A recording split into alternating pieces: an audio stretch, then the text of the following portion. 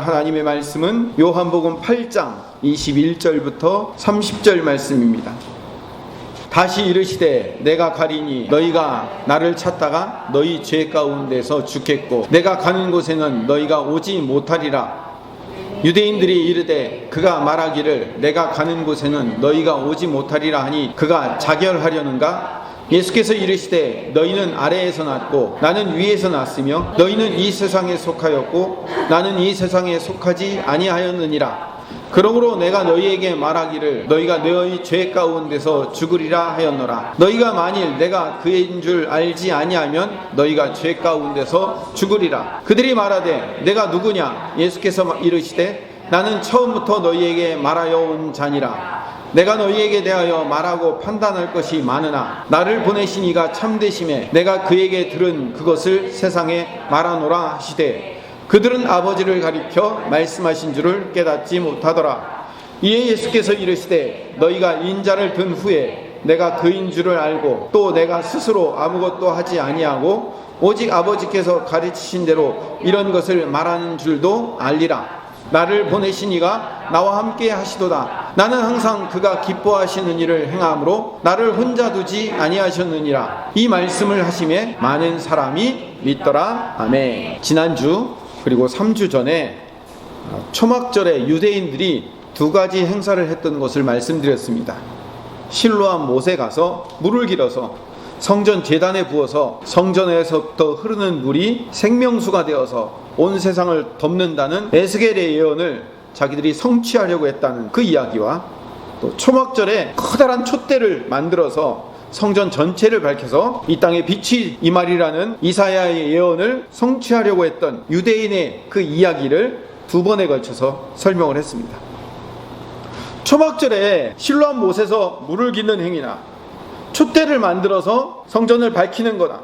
이 모든 이야기들은, 이 모든 유대인의 행위들은 자신들의 의로, 방법으로 하나님의 임재를 만들어내려고 했다는데 문제가 있는 거예요. 예수님은 그렇게 자기 마음대로, 자기 식대로 만들어내는 의에 대해서 고발하고 있는 거예요. 오늘 본문에. 그래서 그 행위들을 죄라고 규정을 하시는 겁니다. 그래서 오늘 본문 21절에 보면 너희 죄 가운데 죽겠고 너희 죄 가운데 죽겠다라고 얘기해요. 24절에는 두 번 얘기합니다. 24절에 보면 너희가 너희 죄 가운데 죽으리라 하였노라. 그 밑에도 너희가 만일 내가 그인 줄 믿지 아니하면 너희 죄 가운데 죽으리라. 21절에 한 번, 24절에 두 번, 세 번에 걸쳐서 너희 죄 가운데 죽으리라, 너희 죄 가운데 죽으리라 라고 반복해서 이야기하고 있는 겁니다. 유대인들이 자기들의 죄 가운데 죽는데요. 자기들의 어떤 죄? 그 자기들의 죄는 뭐냐면 자기들이 의도적으로 하나님의 임재를 만들려내려고 한 죄인 거예요. 스스로 하나님의 임재를 자기 방식대로 만들어내려고 했다는 것 자체가 죄예요. 여러분, 죄의 결과는 뭔지 아십니까? 죄의 삭슨, 사망이에요. 로마서 5장 12절 말씀 읽어봅시다. 그러므로 한 사람으로 말미암아 죄가 세상에 들어오고 죄로 말미암아 사망이 들어왔나니 이와 같이 모든 사람이 죄를 지었으므로 사망이 모든 사람에게 이르렀느니라. 유대인들이 죄를 지었고, 어떤 죄요? 일부러 하나님의 임재를 만들어낸 죄를 지었고, 그 죄는 결국 사망에 이를 수밖에 없는 거예요. 그래서 예수님이 세 번이나 뭐라고 말씀하셨다고요? 너희 죄 가운데 죽으리라, 너희 죄 가운데 죽으리라 라고 말씀을 하시는 거예요. 오늘 이 말씀을 통해서 우리가 알 수 있는 것은 하나님의 방법이 아닌 자기 마음대로 자기 방식대로 만들어내는 것은 다 죄예요. 아무리 그게 종교적인 거고 아무리 그것이 하나님을 섬기는 행위라 할지라도 자기 방식대로 만들어내는 것은 죄예요. 그 죄의 결과는 뭐예요? 죽음, 사망이에요. 인간은요, 선악과를 따먹은 일부터 자기 마음대로 살기로 작정한 거예요. 창세기 2장 16절에서 17절 말씀을 읽어봅시다. 여호와 하나님이 그 사람에게 명하여 이르시되 동산 각종 나무의 열매는 내가 임의로 먹되 선악을 알게 하는 나무의 열매는 먹지 말라. 내가 먹는 날에는 반드시 죽으리라 하시니라. 네 마음대로 할 수 있는 건 있어. 이 각종 열매들은 다 네 마음대로 해도 돼. 그러나 선악을 알게 하는 나무의 열매는 먹지 마. 그거는 내 주권이야, 하나님의 주권이야 라고 말씀하셨어요. 이건 하나님의 명령이에요. 하나님의 방법이에요. 선악을 알게 하는 나무, 제가 수십 번도 반복해서 말씀드렸지만 선악의 기준을 누가 갖고 있어야 된다고요? 하나님이 갖고 있어야 돼요. 하나님이 선악의 기준이 되어야 돼요. 하나님이 선이면 선인 거고 하나님이 악이면 악인 거예요. 왜? 하나님이 창조주이기 때문에, 하나님이 그 선악의 구분점과 기준점을 마련하셨기 때문에. 그래서 선악의 판단 기준은 창조주인 내가 갖고 있어야 돼, 너희들이 가지면 안 돼 라고 얘기했는데, 그 선악과를 따먹으로 말미암아 선악의 판단 기준을 누가 갖겠다는 거예요? 인간인 자기 자신들이 갖겠다는 거예요. 그래서 내가 선이면 선이고 내가 악이면 악인 존재가 되어버렸어요. 선악과를 따먹은 이후로 인간이. 그래서 인간은 자기 스스로 자기 인생의 주인이 되어버린 거예요. 내가 선이기 때문에, 내가 좋은 것이 선이고 내가 행복한 것이 선이기 때문에 내 마음대로 하겠다는 거예요. 이게 선악과를 따먹은 결과인 거예요. 그렇게 인간이 자기 인생에 자기가 주인이 되었어, 내 인생은 나의 것이 되었기 때문에 그들은 그 죄로 말미암아 죽을 수밖에 없는 거예요. 죄로 말미암아 사망이 들어온 거예요.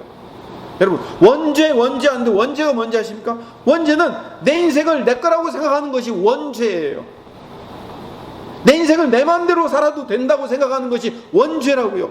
우리 모두 안에는요 원죄의 성향이 있어요.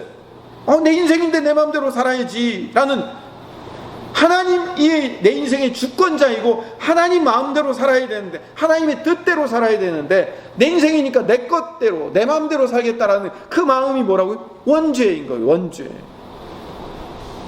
그래서 그 죄 가운데 인간은 죽을 수밖에 없는 거예요. 모든 죄의 근원은, 다시 말씀드립니다, 자기 인생을 자기 마음대로 살겠다고 결정하는 거예요. 창조주 하나님의 입장에서 한번 생각해 봅시다. 창조주가 피조물을 만들어 놓고 창조주의 뜻과 방법대로 이 피조물이 살아가고 움직이기를 요구하고 계신데, 이 피조물이 내가 만들어졌으니까 내 인생은 내 거다, 내 마음대로 살겠다라고 지 마음대로 뛰쳐나가면 어떻게 돼요? 창조주의 입장에서는 얼마나 황당하고 이게 얼마나 모순되겠냐고요. 요즘 새벽에 신명기 12장을 강의하고 있습니다. 근데 오늘 주일 설교와 밀접하게 연관이 돼서 새벽 예배 설교를 잠깐 언급을 하고 넘어가겠습니다. 신명기 12장에 보면 5절, 11절, 14절, 18절, 21절, 26절 6번에 걸쳐서 반복해서 하나님이 정하신, 택하신 곳에서 예배하라, 내가 정한 장소에서 예배하라 라고 6번이나 반복해서 얘기해요. 여러분, 반복하는 이유는 뭐죠?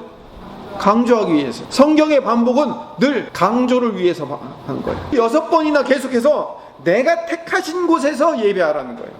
너희들 마음대로 너희들이 원하는 장소 가서 하지 말고 내가 택한 곳에서. 그리고 어떤 방법으로? 정한 방법으로. 택하신 곳에서 정한 방법으로. 정한 방법이라는 것은 하나님이 예배하라는 방식으로 해야 돼요. 하나님이 예배하라는 방식이 아닌 다른 방식으로 예배하면 아무 소용이 없어요. 하나님이 정한 방식대로 하나님이 정한 곳에서 예배하는 것이 예배다라고 신명기서에서 모세가 이스라엘 백성들에게 이야기해 주는 거예요. 왜 그렇게 얘기할까요? 하나님이 정한 곳이 아니면 안 되기 때문에, 하나님이 정한 예배의 방식이 아니면 안 되기 때문에, 그건 창조주 하나님의 고유한 권한이며 주권이며 특권이기 때문에 그런 거예요. 그러면 택한 곳에서 정한 방법으로 예배하는 것의 반대말이 뭔지 아십니까? 신명기 12장 8절에 보니까 이렇게 말씀하고 있어요. 같이 읽읍시다. 우리가 오늘 여기서는 각기 소견대로 하였거니와 너희가 거기에서는 그렇게 하지 말지니라. 광야에서는 자기 소견대로 했다는 거예요. 자기 소견대로가 뭐예요? 자기가 원하는 대로 했다는 거예요. 자기 마음대로 했다는 거예요. 광야에서 1세대 백성들이 왜 죽을 수밖에 없었죠? 답이 나와 있잖아요. 자기 소견대로 했기 때문에, 자기 인생을 자기 마음대로 살았기 때문에 죽은 거예요. 그러니까 2세대 이스라엘 백성들에게 모압 평야에서 이스라엘 백성들을 다시 가르치면서, 너 가나안 땅에 들어가서는 그렇게 자기 소견대로 네 마음대로 살지 마, 거기서는 그렇게 하지 말지니라. 하나님이 택한 곳에서 하나님이 정한 방식대로 살아라, 그게 너희들에게 복이다 라고 말씀하시는 거예요. 창세기, 출애굽기, 레위기, 민수기, 신명기 이 5권의 책을 율법, 토라라고 불러요. 이 토라의 말씀을 잘 지키면 복이고 안 지키면 저주다라는 것을 신명기의 마지막에 보여주면서 그 예로 여호수아와 사사기를 들어주신 거예요.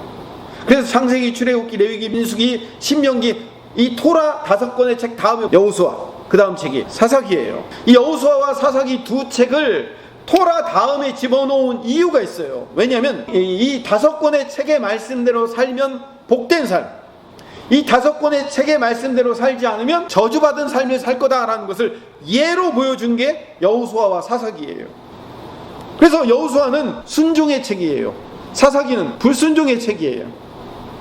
여호수아는 순종함으로 가나안 땅을 차지한 이야기면 사사기는 불순종으로 얻은 가나안 땅을 뺏기는 이야기예요. 여러분 여호수아서 한번 읽어보세요. 순종으로 늘 승리하는 이야기예요. 이스라엘 백성들이 순종하니까 요단강이 멈춰서요. 여리고성이 하루에 한 바퀴씩 7바퀴 돌아. 그러니까 여리고성이 무너져요. 가나안 땅에 사는 거인 족속들을 물리쳐요. 골리앗 같은 한 명이 나타난 게 아니고 마을 전체가, 도시 전체가 거인족인데 그 거인족 안악자손 전체를 물리쳐요. 우박이 쏟아지고 왕벌이 나타나 물리친다고요. 해가 멈춰서요. 여러분 이런 일이 있을 수가 있냐고요. 해가 멈춰서고 그리고선 이스라엘 백성들이 전쟁에서 승리할 수 있도록 하나님이 도우시는 거예요. 하나님이 역사하시는 거예요. 이렇게 하나님이 도우시고 역사하시는 거예요. 순종할 때 이런 일이 일어난다는 거예요. 반대로 사사기는요 불순종의 책이에요. 불순종으로 얻은 땅을 빼앗기는 이야기라고요. 사사기의 주제가 뭔지 아십니까? 사사기의 주제가 2절이 나오는데 먼저 17장 6절을 읽어봅시다.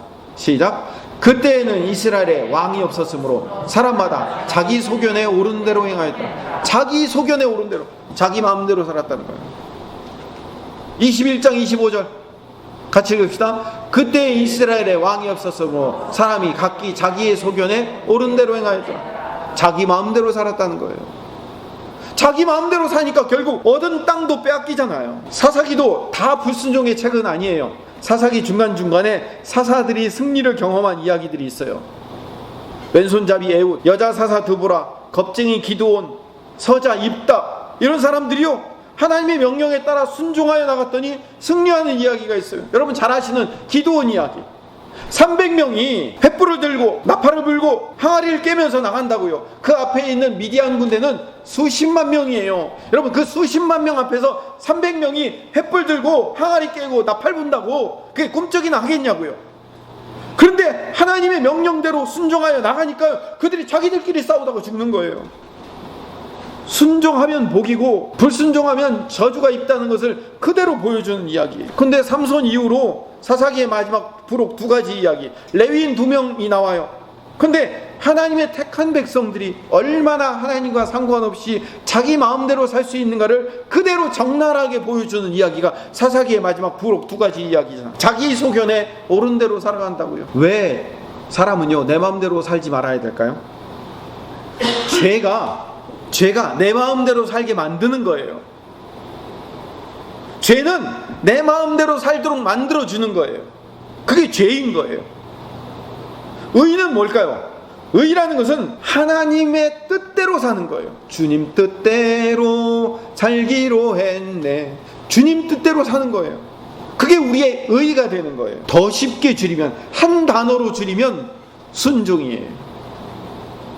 하나님의 뜻에 순종하는 거라고. 내 방식대로 하려는 의지, 행동을 다 주님의 십자가 앞에 못 박아 버리고 주님 뜻에 순종하는 피조물이 되는 것이 우리 성도의 유일한 의가 되는 거예요. 로마서 6장 16절을 읽어봅시다. 같이 읽읍시다. 너희 자신을 종으로 내어주어 누구에게 순종하든지 그 순종함을 받는 자의 종이 되는 줄을 너희가 알지 못하느냐. 혹은 죄의 종으로 사망에 이르고 혹은 순종의 종으로 의에 이르느니라. 우리는 누군가에게 순종할 수밖에 없어요. 그런데 죄의 종으로 사망에 이를 수 있어요. 내가 내 인생을 내 마음대로 살기로 작정하면 그거는 죄의 종이 되는 거예요. 근데 주님 뜻에 따라 순종할 때 우리는 의에 이르게 되는 거예요. 우리의 의가 뭐라고요? 주님 뜻에 순종하는 게 우리의 의가 되는 거예요. 유대인들은 하나님의 말씀을 수호하고 지키는 백성들이었다라고 자부하고 있지만 사실 장로의 전통과 율법을 자기들 마음대로 만들어가지고 선악과를 따먹고 자기 마음대로 살아가는 죄인에 불과한 거예요. 자기들의 인생을 자기 마음대로 살고 있으면서 자기들의 방식대로 율법을 지키고 있으면서 하나님의 율법을 잘 지키고 있다고 착각하는 사람들이에요. 그 착각하는 사람들에게 예수님이 오셔서 전혀 다른 방식을 보여주고 계시는 거예요. 모범을 보여주고 계시는 거예요. 오늘 24절 말씀을 다시 가봅시다.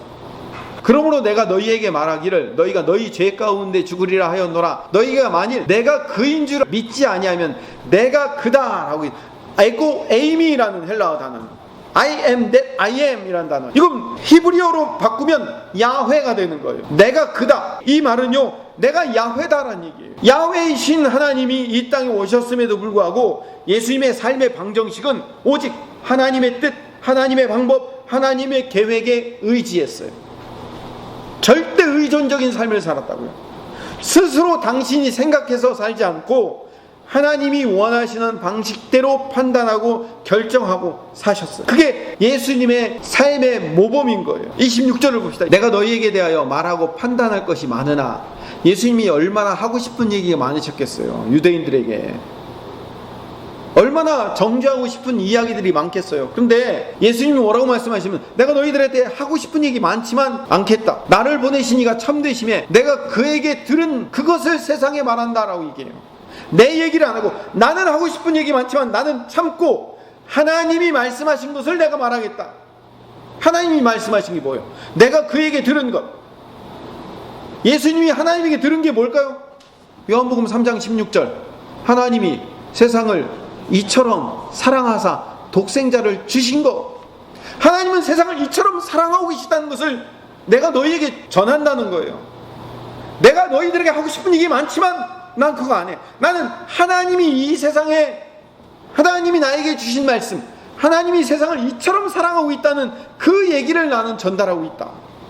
철저하게 예수님은 하나님의 말씀에만 순종하여 그 말씀을 전달하시는 분이에요.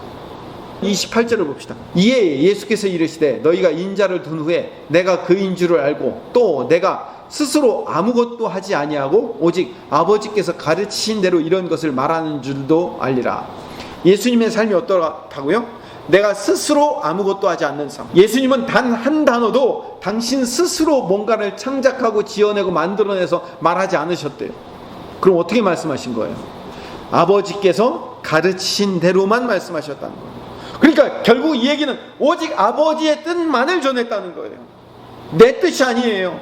내 방법, 내 생각대로 하나님의 영광을 위해서 내가 어떻게 살 것인가 라고 내가 창작해내는 게 아니라 오직 하나님의 뜻과 방법대로만 살겠다는 거예요. 그렇게 살 때 하나님이 예수님과 함께 하시고 예수님과 동행하신다는 사실을 보여주시는 거예요. 8장 29절을 봅시다.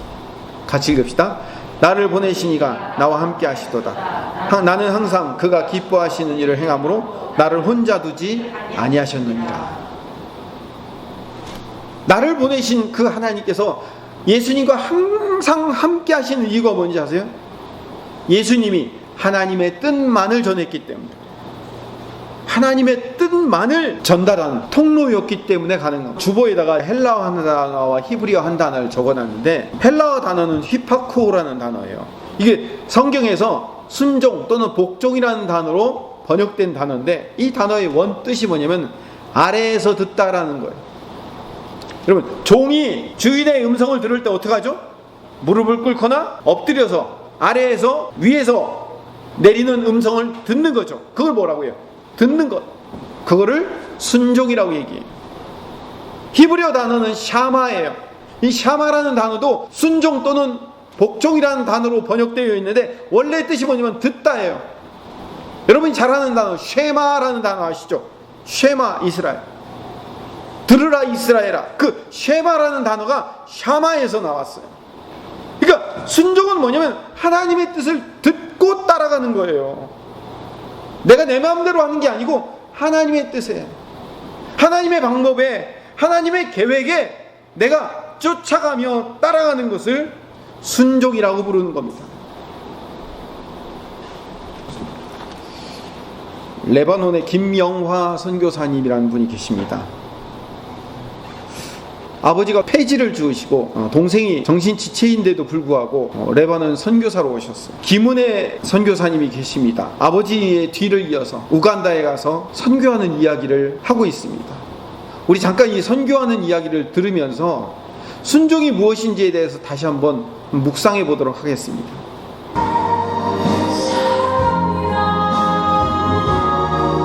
제가 순종이라는 이야기를 어떻게 설명할까 고민하다가 이 영화의 후반부를 여러분들에게 보여드렸습니다. 순종은 하나님이 원하시는 곳에 있는 겁니다. 하나님이 원하시는 자리에 서 있는 것이 순종입니다.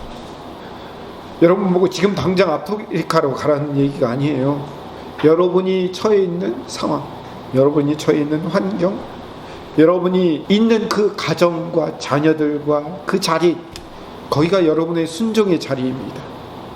여러분이 지금 앉아있는 이 교회가 여러분들이 순종해야 될 그 자리입니다. 떠나지 마십시오. 더 뭔가 새롭고 더 뭔가 특별한 것이 있다고 생각하지 마십시오. 여러분에게 가장 최선의 것으로 지금 주고 계시는 겁니다. 그 자리에서 하나님이 여러분들에게 순종을 요구하시는 겁니다.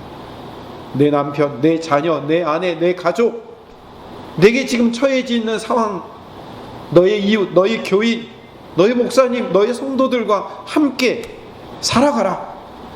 거기서 주님의 뜻과 방법들을 발견하며 가라라고 우리에게 말씀하시는 것이 순종입니다. 우리 함께 찬양하면서 우리 순종하는 하나님의 백성과 자녀 되기를 소망합니다.